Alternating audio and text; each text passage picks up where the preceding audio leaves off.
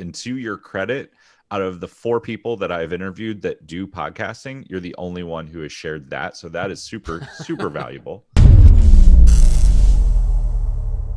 The first one is, so you talked about the client that you have that got so many high ticket coaching clients that she basically like ran out of use for her podcast and like lost focus with it. What did she do to monetize it? Because I know I have coaches and consultants who are listening to this who want that answer.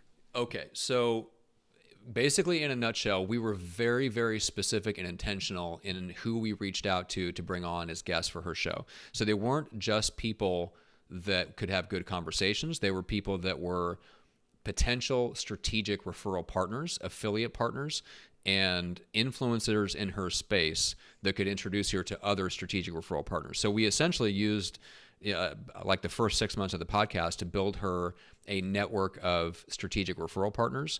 And that led to introductions and relationships behind the scenes and all the stuff that we teach our clients to do. It just worked. And of course, then she was also getting referrals from her own agency clients to other clients and stuff like that. But that was really the approach that we took, was to put her into a position where she could build really, really deep, interesting relationships with exactly the right people. They weren't her ideal client. And I think that people miss the boat a lot on that with podcasting. Can you use a podcast to reach out to your ideal client and get them on the phone? Yes, of course you can. God help us if that becomes the norm in business podcasting, because it will ruin it, right? Because it's very difficult to produce what I would call a lead gen podcast, where you're talking to people that don't have the problem solved that you solve yet, and get them to have an interesting conversation about the problem you solve. Those two things do not go well. And there's a little small niche where you can do it. You know what I'm saying? But it's... I've seen so many of those fail. I mean, we talked about the ClickFunnels world. Like that was kind of sweeping that about a year ago. And wasn't. Oh my goodness. I listened to 1 or 2 here and there, and they're short episodes, people bumbling all over each other. Yes. Anyway. Yeah. So it's more about building the affiliate partnership and building the network behind the scenes of upriver, downriver that can refer. Basically, like if you think of your ideal clients, like, okay, who's the next level up? So who has relationships, trust, and influence with my ideal clients? Those are the people that you'd actually want to interview on your show. And mostly they've solved the problem that you sell. You know, so they've got more of a success story, and they're more of an example than someone who you can sell something to, right? Because the person you're going to sell something to have no success story that reinforces your point of view, because they're still suffering from the problem that you solve. So it's like, well, what do you talk about that doesn't uncover that? What ends up happening is you have all these awkward pauses because you're asking them questions that they don't have the answers to yet, because they haven't hired you, right? So that's I'm glad you recognize that same thing, because that's the manifestation of it. You end up with a podcast that sounds awkward and doesn't build an audience, more importantly, because it's not actually giving any value. You're not sharing a success story. You're exposing someone's problems and someone's pain. Yeah, and they're like, people don't want to be on that show. No, not if they know what it is. So, okay, so I understand what you did. That makes amazing sense. And to your credit, out of the 4 people that I've interviewed that do podcasting, you're the only one who has shared that. So that is super, super valuable. Okay, good. But my follow-up question is, how do you get those people on the show, on that show, when you reached out to the real estate gurus that you were working with? Because it used to be 5 years ago, you said, oh, I have a podcast, and people are like, oh, cool, I'll come on. But nowadays I feel like, I mean, there was somebody I talked to yesterday got 15 podcast invites yesterday. He's a little bit of a player in the space, and he was just like, he's like, I'll be on one a week. But he was like, we don't even know how to select. He's like, what do you do? And like, we had a whole conversation. But I would love to hear your thought process on how do you actually go about reaching 1 level or 2 levels up to find those influencers? Because we know who they are. They're easy to find now on Instagram, Facebook. But how do you actually interact? And they're easy to find. So there's 2 ways in. And it doesn't matter how big or small your show is, or how new or old it is. You can always rely on 2 things. Number 1 is circles of influence in your social circles, working your social circle. And what I mean by that is you can either do it by direct introduction, or you can do it the way we do it most of the time in our agency, when we're either, getting me featured or bringing people onto shows or whatever, which is we leverage that mutual connection.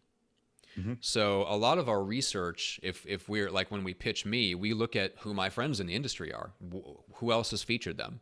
And then we reach out by saying like, hey, I know you had Matt Pollard on to talk about his book, The Introvert's Edge. Would you like to talk to Matt about his book, Micro Famous? Because they're in that somewhat similar ballpark, similar whatever. But Matt has an interesting twist, and here's the twist, right?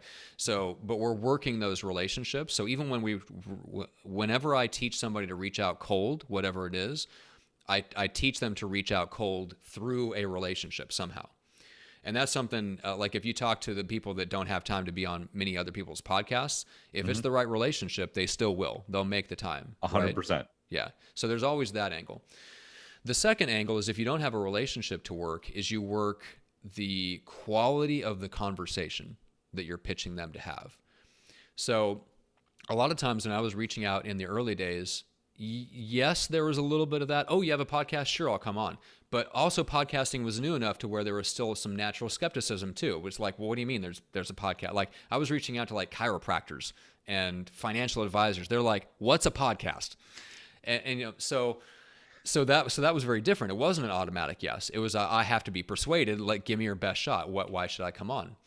And I would tell them, look, this is a chance for you to have a conversation that you basically don't get to have anywhere else. We're going to ask you questions, not that the consumer wants to know. So it's not a sales conversation. We're not asking you to do the same things you would do on a webinar. You're getting a chance to share the journey and the steps of your success with a group of people who are in your space. This is obviously before this was everywhere, but you get to essentially have a conversation that you've never really had before. And if I was going to reach out to a big name to pitch him on coming on my podcast, in fact, that's exactly what I did. I reached out to like David Finkel, the co-author of Scale, and guys like that I wanted to talk to that were personal business heroes of mine. And that's how I pitched them. I said, look, this is a brand new podcast. We don't have a huge following. I have a very targeted email list in the thought leader space. They're all people who buy books. But here's the deal. I want to talk about X, Y, and Z that I don't think you've had a chance to talk about on other podcasts before. And it was like, yes, I want to talk about that. So if you do your research and you understand like who the mutual connections are and reach out through relationship, or you reach out through the quality of conversation, I think still you can get most of the people that you want. That's really, really good advice. And I think a lot of people give up when they go to somebody's Facebook message, send one message, and they're like, oh, that person doesn't want to do it. Yeah. I think doing a little bit of research, I know JLD preaches that quite a bit, like listen to 5 or 6 episodes, pick out 1 or 2 things that they do that's really, really specific and comment on that. Mm-hmm. Because I think it makes them feel good. Like, oh, this person actually gets me and what I do. Mm-hmm. Even if they're not that big, I'm willing to share some of my time with them.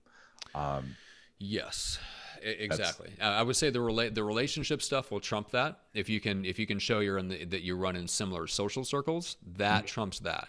But if you're literally reaching out to people that are 3 and 5 levels above you or something like that, or you're reaching out to a Gary Vee or a Seth Godin, then you damn well better do your homework. Yeah.